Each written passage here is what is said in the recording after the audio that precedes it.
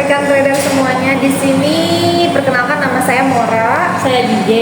Kita di sini mau membahas tentang istilah-istilah kalender ekonomi yang sering dipakai oleh para trader. Nah, salah satunya itu nomor 1 ada high impact, medium impact, dan low impact. Maksudnya apa? Kalau high impact ini berita yang berdampak besar pada pergerakan harga yang ada di market. Nah, kalau misalkan medium impact biasanya gerakan harga tapi tidak selalu ekstrim gitu.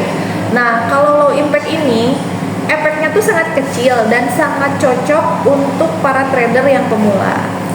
NFP, non-farm payroll, data ketenagakerjaan Amerika Serikat yang keluar di setiap hari Jumat pertama di awal bulan. Dampaknya sangat besar kepada USD dan XAU USD. Biasanya harga bergerak sangat cepat dan volatil. Nah, yang ketiga ada CPI. CPI ini Consumer Price Index. Maksudnya apa? Indeks inflasi atau yang mengukur perubahan harga barang ataupun jasa. Nah, kalau misalkan CPI ini naik, inflasi meningkat, USD juga bisa menguat, maka potensinya akan kenaikan suku bunga. FOMC, Federal Open Market Committee, pertemuan Bank Sentral Asia untuk menentukan suku bunga. Momen ini sangat penting untuk keputusan suku bunga yang mempengaruhi arah market. Nah, yang kelima ada GDP. GDP ini yaitu Gross Domestic Product. Jadi maksudnya data perubahan ekonomi suatu negara. Nah, kalau misalkan si GDP ini naik, ekonomi akan kuat dan mata uang akan menguat. Tapi kalau misalkan si GDP ini turun, maka semuanya juga akan melemah dan akan menurun.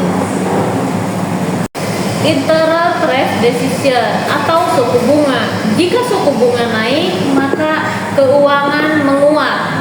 Nah, yang ketujuh ada unemployment rate, yaitu tingkat pengangguran. Jadi menunjukkan kesehatan ekonomi suatu negara. Semakin rendah, semakin kuat juga ekonominya. Jadi maksudnya kalau misalkan semakin rendah pengangguran, maka akan semakin kuat juga ekonomi di suatu negara itu. Tapi kalau misalkan terlalu rendah juga bisa dipicu inflasi tinggi yang jual. For retail sellers, jika akan naik, ekonomi akan sehat, maka mata uang akan menguat. Nah, yang kesembilan ada PMI, yaitu Purchasing Manager Index. Maksudnya di sini adalah indeks aktivitas manufaktur.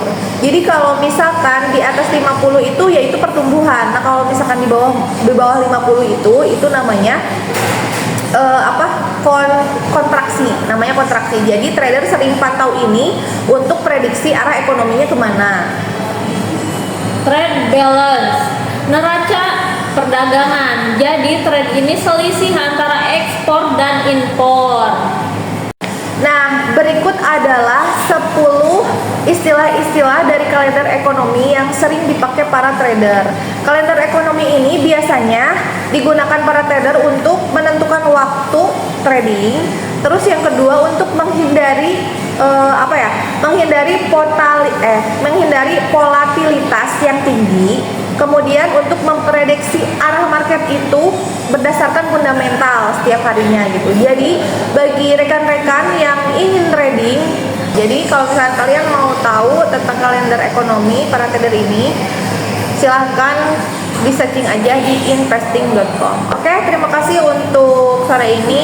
Happy cuan, happy profit, and have a nice day. Goodbye.